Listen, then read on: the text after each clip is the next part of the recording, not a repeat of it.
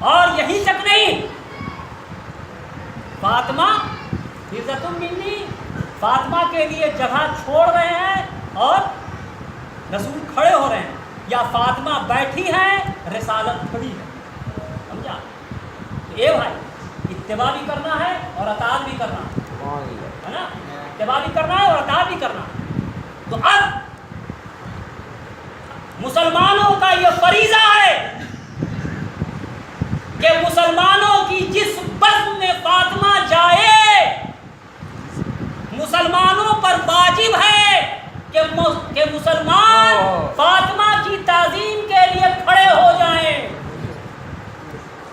اگر فاطمہ کی تعظیم کے لیے کھڑے نہیں ہو رہے ہیں تو یہ اتباع رسول نہیں ہو رہا، سمجھ رہے ہیں؟ اور یہیں تک نہیں، اگر فاطمہ کسی بزم میں جائے اور فاطمہ کھڑی رہے اور امت مسلمہ بیٹھی رہے تو فاطمہ کو حق ہے کہ قبر رسول پر جا کر کہے کہ سبت علیہ مصائب لو انہا، سبت علی الایام سرنا لیا گیا، اے بابا جو آپ کے بعد مجھ پر مصیبت پڑ گئی، اگر وہ دن پر پڑتی تو وہ رات کی سیاہی میں بدل جاتی۔ اور یہی تک نہیں، آگے بڑھیے کہ اگر کہ جس دروازے پر رسول اسلام کھڑے ہو کر سلام کرتے تھے، جس دروازے پر رسول اسلام کھڑے ہو کر سلام کرتے تھے، اگر اس دروازے پر بعد رسول آگ اور لکڑی سے گستاخیاں ہوں تو فاطمہ زخمی تو ہو۔ اور اب امت مسلمہ کہاں ہے جو فتویٰ لگا رہی ہے ہمارے اوپر کہ یہ کافر ہیں؟ قُلْ إِن كُنتُمْ تُحِبُّونَ اللَّهَ فَاتَّبِعُونِي يُحْبِبْكُمُ اللَّهُ۔ دیکھو لوگوں، میں یہی کہا تھا پہلے، میں نے یہی کہا تھا کہ کسی کو کافر نہ کہو، اس وقت سے ڈرو کہ جب قرآن کسی کو کافر کہتے۔ اب کون اس سرکل میں آ رہا ہے کہ جو کافر ہے؟ یہ کون ہے جو مسلمان، اس کا عمل جو ہے مسلمان کہلانے کے لائق نہیں ہے؟ بس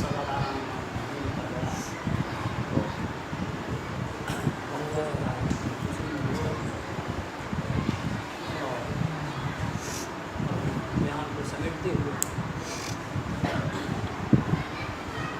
کربلا کی شہزادی جناب سکینہ بنت حسین کا تھوڑا سا مسائل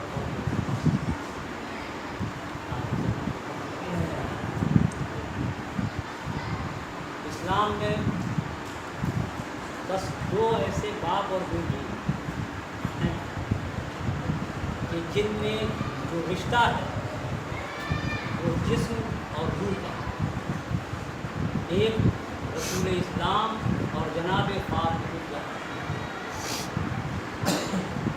یہ دونوں میں ایسی محبت تھی کہ جسم اور روح کا رشتہ تھا کہ رسول اسلام کے بعد جناب فاطمہ الزہرا بھی زیادہ دن تک لکھا ہے کہ صرف 75 دن کے اندر اس دنیا سے رخصت ہوئی اور زار و قطار روتی رہی، یہاں تک کہ ان کا پہلو شکستہ کیا گیا اور انہوں نے دنیا کو چھوڑا۔ دوسری باپ اور بیٹی کا جو محبت ملتی ہے، جو جسم اور روح کا جو رشتہ ملتا ہے، وہ کربلا کہ سکینہ بنت حسین، جناب امام حسین علیہ السلام اور جناب سکینہ میں اس طرح کی محبت تھی، اس طرح کی چاہت تھی کہ نہ حسین سکینہ کے بغیر رہ سکتے تھے اور نہ سکینہ حسین کے بغیر رہ سکتے تھے۔ بس ایک واقعہ اور آپ کی زحمت تمام کہ لکھا ہے کہ جب جناب امام حسین علیہ السلام خیمے سے رخصت ہوئے ہیں اور سلجنا پر بیٹھنا چاہ رہے ہیں، اب حسین میں طاقت نہیں ہے کہ سلجنا پر بیٹھ سکے۔ تاریخ لکھتی ہے کہ حسین کی بہن زینب آگے بڑھی اور اس نے ایک ہاتھ سے لجام فرس کو پکڑا اور دوسرے ہاتھ سے حسین کا بازو اور یا مدد کر کے حسین کو سنبھالا۔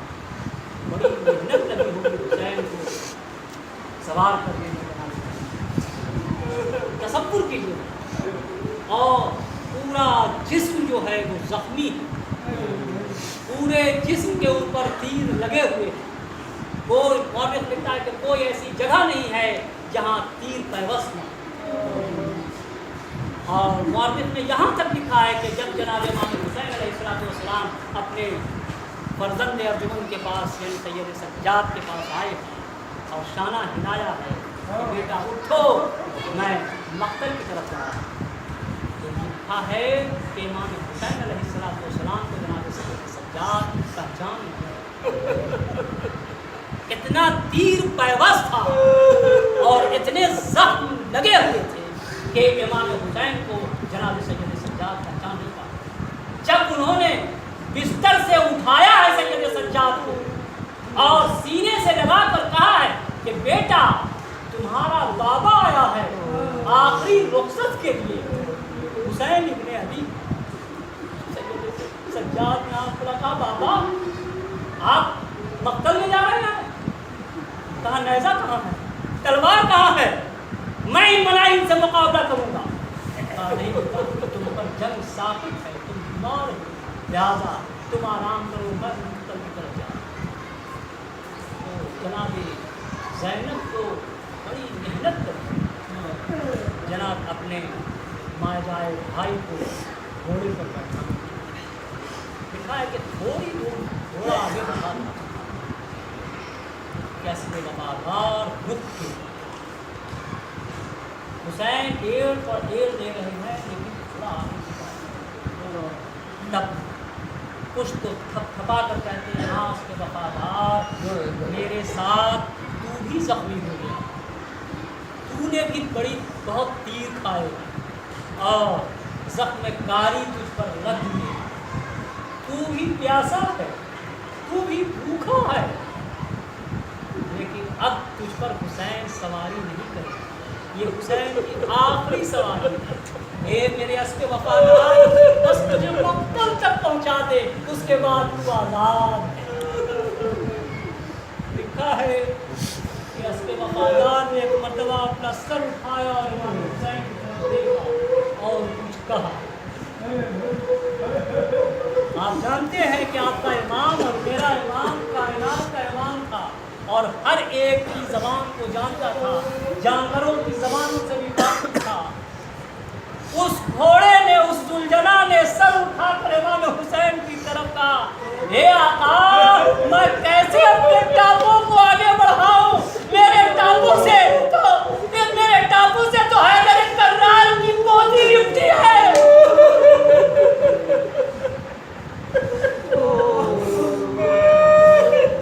حسین کو تاؤ کا زینب نے جو اتنی محنت سے گھوڑے پر بیٹھایا تھا، چند لمحے میں حسین گھوڑے سے زمین پر کود گئے اور اس کے بعد سکینہ کے ننھے ننھے ہاتھوں سے ٹاپوں کو چھڑایا اور گود میں لے کر ریت پر بیٹھ جاتے ہیں، سر پر ہاتھ پھیرتے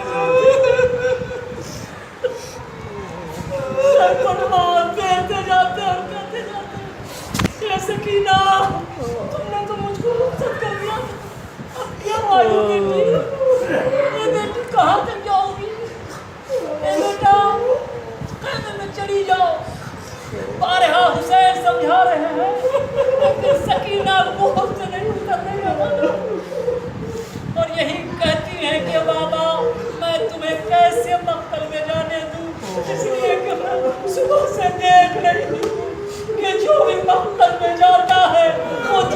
سے واپس نہیں آتا۔ ازادارہ نے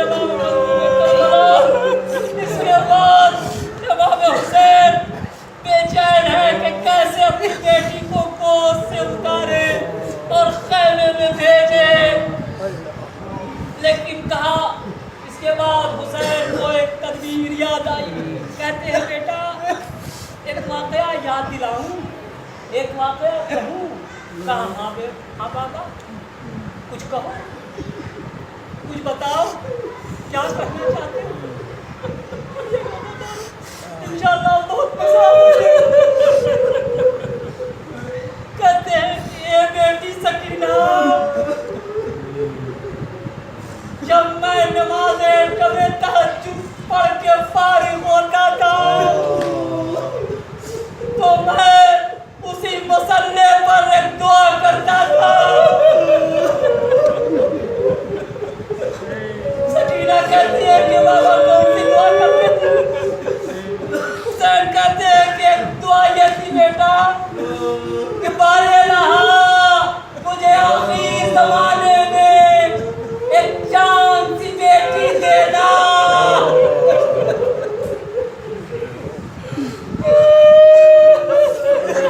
بابا اور کیا دعا مانگتے تھے؟ کہا کہ دوسری دعا سن بیٹا کہ جو میرے بغیر نہ رہ سکے اور جس کے بغیر میں نہ رہ سکوں۔ اے بابا اور کیا دعا کرتے تھے؟ کہا بیٹا آخری دعا کہ بارے الہا اتنی شفقت والی بیٹی، ایسی خوبصورت بیٹی مجھے دینا، لیکن بارے الہا تجھ سے ایک وعدہ ہے کہ جب تو اپنی طرف بلائے تو میرا عین فریضہ ہو کہ اسے روتا ہوا چھوڑ کر تیری بارگاہ میں میں آ جاؤں۔ بس یہ سننا تھا کہ امام کی بیٹی تھی، فوراً سمجھ گئی، گود سے کود گئی، کہتی ہے بابا اب میں تمہاری گود میں نہ بیٹھوں گی اور میں نہ تمہیں روکوں گی، جاؤ بابا مقتل کی طرف جاؤ بابا، اب تمہیں سکینہ نہیں یاد کرے گی، تم اللہ پر قربان، اللہ کے دین پر قربان ہو جاؤ۔ لعنت اللہ علی القوم الظالمین وسيعلم الذين ظلموا أيهم